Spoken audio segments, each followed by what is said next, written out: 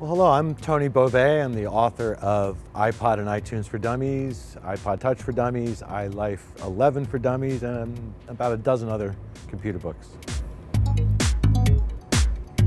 Actually, my all-time favorite Apple product would be the iPod. It is really the first information appliance. And I remember people talking about the Mac being an information appliance, and it was kind of designed that way at first. But it then grew to be more like a computer that you could add things to, and it got a little more complex.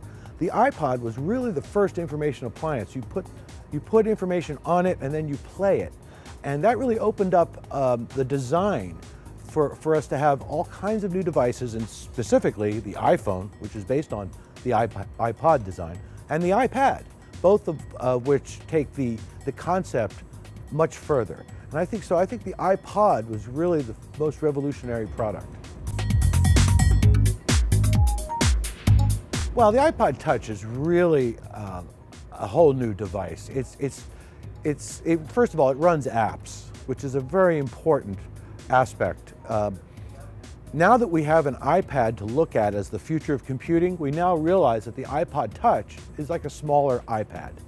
And really, it's a computer in your pocket. Because you can download apps to it, as well as you can be a part of this whole new app revolution.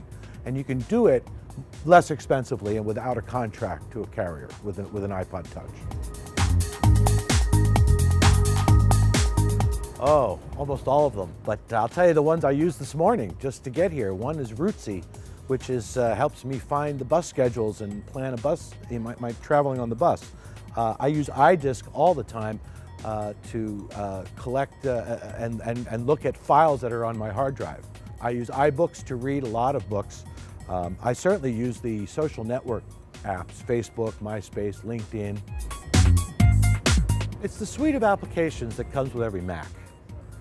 And really, you should think of it as a way to organize all the media assets in your life. The photographs, video clips, your music files. You can create music in GarageBand, you can create DVDs with your videos with iDVD, and you can even create web pages with iWeb. But it's really the combination of iPhoto, iMovie, GarageBand, iDVD, and iWeb. Well, the advice I would have is, number one, if you have the older version of iLife, you should upgrade. The new version of iLife, iLife 11, really has new features that make it easier to do all the things you may want to do with photos, movies, and especially with GarageBand, because you can learn how to play an instrument, and you can certainly improve your ability to create things like podcasts with GarageBand.